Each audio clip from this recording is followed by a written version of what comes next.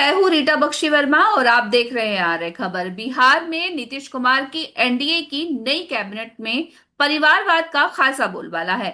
नीतीश कुमार के साथ शपथ लेने वाले 26 मंत्रियों में से 10 परिवारवादी हैं। जो एनडीए विपक्ष पर परिवारवाद का आरोप लगाता था, वही एनडीए गठबंधन को आखिर ऐसी क्या मजबूरी रही कि वह परिवारवाद की शरण में जा पहुंची है। इस मुद्दे पर बात करने के लिए हमारे साथ हैं वरिष्ठ पत्रकार शंभु भद्र जी। शंभु भद्र जी, जिस तरह से ये कैबिनेट का विस्तार हुआ है या कैबिनेट में मंत्रियों ने शपथ ली है, परिवारवाद का आरोप लग रहा है, क्योंकि मतलब ये वही एनडीए है जो दूसरों पर परिवारवाद का आरोप लगाता था। बिल्कुल आपकी बात सही है। जब बिहार का चुनाव प्रचार के लिए अभियान शुरू हुआ था और भाजपा ने जब पहली बार कोई रैली की और विधिवत ऐलान किया बिहार चुनाव प्रचार का, तो शुरुआत दो शब्दों से था, एक परिवारवाद, दूसरा जंगल राज।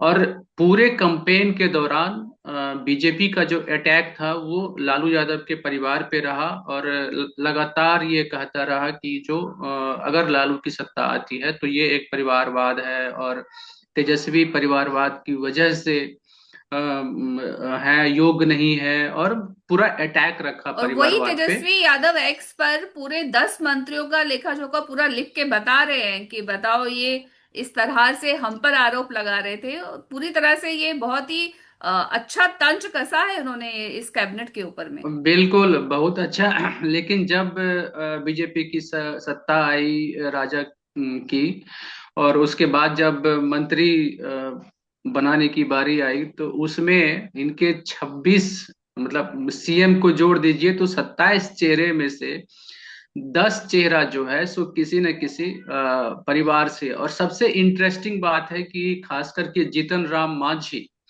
और उपेंद्र कुशवाहा, अगर इस दोनों को ले लिया जाए तो इन दोनों ने तो अब हद कर दी, परिवारवाद में भी हद कर दी। कुशवाहा खुद राज्यसभा से सांसद हैं, पत्नी है, विधायक के लिए टिकट दिया, और जब समय आया तो बेटा कुछ नहीं था, ना विधान परिषद में ना विधानसभा में, और मंत्री उसको बनवा दिया। और नीतीश भी कैसे मान गए, भगवान जाने कौन सा ये गठबंधन है या किस तरह का दबाव काम करता है। क्योंकि उसका जो लड़का है वो राजनीति में वैसे भी नहीं है उस तरह से कि उनको इस तरह से मंत्री पद दिया जाए। वैसे ही जीतन राम मांझी का देखिए तो अपने पूरे बेटा को सेट कर रहे हैं, खुद केंद्र में मंत्री हैं। और पूरे यानी कि ये बिहार के लिए एक सबक है कि अगर उपेंद्र कुशवाहा खुद को कुर्मी जातियों का या कुशवाहा समाज का नेता मानते हैं, तो क्या वो नेता केवल अपने परिवार के सदस्य के लिए ही है? क्या उन समाज का नेता, क्या उस समाज में और कोई योग्य लोग नहीं है जिनको कि मंत्री बना सकते थे? या उन्हीं के पार्टी में क्या और लोग नहीं थे जिनको कि मंत्री बना सकते थे? तो ये बिहार के जनता के लिए, खास करके जो जातिवादी राजनीति करते हैं, उनके लिए एक सबक है। लालू यादव बहुत सबक भी है, पहले। दूसरा ये भी है कि जो राजनीति है वो एक तरह से ये भी बताने की कोशिश होती है कि ये कितनी इनसिक्योर तरह का काम है, क्योंकि जिस तरह से परिवारवाद को बढ़ावा मिला है, यानी कि जो पार्टी में शीर्ष स्थान पर है उसे लगता है कि जो दूसरा व्यक्ति आएगा वो उसकी जगह ना छीन ले, तो वो परिवार से ही किसी व्यक्ति को देता है। तो ये तो जातीय समीकरण जो है, जिसका विरोध ये एनडीए गठबंधन कर रहा था, वो तो पूरी तरह से वो खुद ही उसको खारिज कर रहा है। खुद ही उसकी पैरोकारी कर रहा है और उस जाल में फंसा हुआ है। अगर राजग गठबंधन को देखेंगे तो वो परिवारवाद के जाल में पूरी तरह फंसा हुआ है। बेशक सामने में कोई चेहरा ना हो, सामने में कोई, जैसे लालू यादव एक सामने में चेहरा थे कि हाँ उनका बेटा है, तेजस्वी है, या मुलायम सिंह यादव एक सामने में चेहरा है कि उनका बेटा अखिलेश यादव पार्टी को संभाल रहे हैं, या राहुल गांधी का परिवार है जो एक सामने है। उस तरह से बीजेपी में बेशक कोई सामने में चेहरा ना हो, इसके बाद भी बिहार में देखेंगे तो बीजेपी और जदयू दोनों के नेता में से 10 जो मंत्री बने हैं उसमें से किसी के पिता विधायक रहे हैं, किसी के पिता मंत्री रहे हैं, किसी का पति विधायक रहे हैं, किसी के पति मंत्री रहे हैं। और वो उस लिगेसी को आगे बढ़ा के और परिवार के राजनीति को आगे बढ़ा रहे हैं। और मजेदार है कि उसकी स्वीकार्यता भी है और वो मंत्री भी बन रहे हैं, और जो आम कार्यकर्ता है वो हाशिए पर है। और इस घटना के बाद बीजेपी के पास कम से कम, या जदयू के पास कम से कम, ये कहने के लिए नहीं होगा कि दूसरे दल में परिवारवाद है और बीजेपी परिवारवाद से अछूती है। तो तो ये भी ये माना जाए, ये भी मान लिया जाए कि चुनाव में जो मुद्दा जोर शोर से उठाया जाता है वो सिर्फ चुनाव तक ही होता है, और उसके बाद जो विस्तार किया जाता है, जो मंत्री बांटे जाते हैं, विभाग बांटे जाते हैं, उनमें इन चीजों का ध्यान नहीं रखा जाता है। यानी ये मुद्दे सिर्फ बिल्कुल चुनाव तक ही सीमित रहते हैं। बिल्कुल आप सही कह रही हैं कि ये मुद्दा केवल चुनाव चुनाव में दिखता है कि आपको विपक्ष पे अटैक करना है तो आप परिवारवाद का वो करते हैं, जंगल राज का करते हैं कि अरे राजद आ जाएगा तो जंगल राज आ जाएगा। तो ये चीज आप उसको अटैक करने के लिए इन शब्दों का इस्तेमाल करते हैं, लेकिन जब आपकी बारी आती है तो निश्चित रूप से आप भी परिवारवाद के को ही आगे बढ़ा रहे होते हैं, उसी के लोगों को आप मौका देते हैं, उसी के लोग आगे बढ़ते हैं। और बीजेपी के केंद्रीय स्तर पे भी कई सारे नेता हैं जो परिवारवाद को आगे बढ़ा रहे हैं। बड़े बड़े नेता है जिनके बच्चे राजनीति में आ रहे हैं। अभी नीतीश भी कोशिश कर रहे हैं कि कैसे हम अपने बेटे को अपने पार्टी में सेट करें।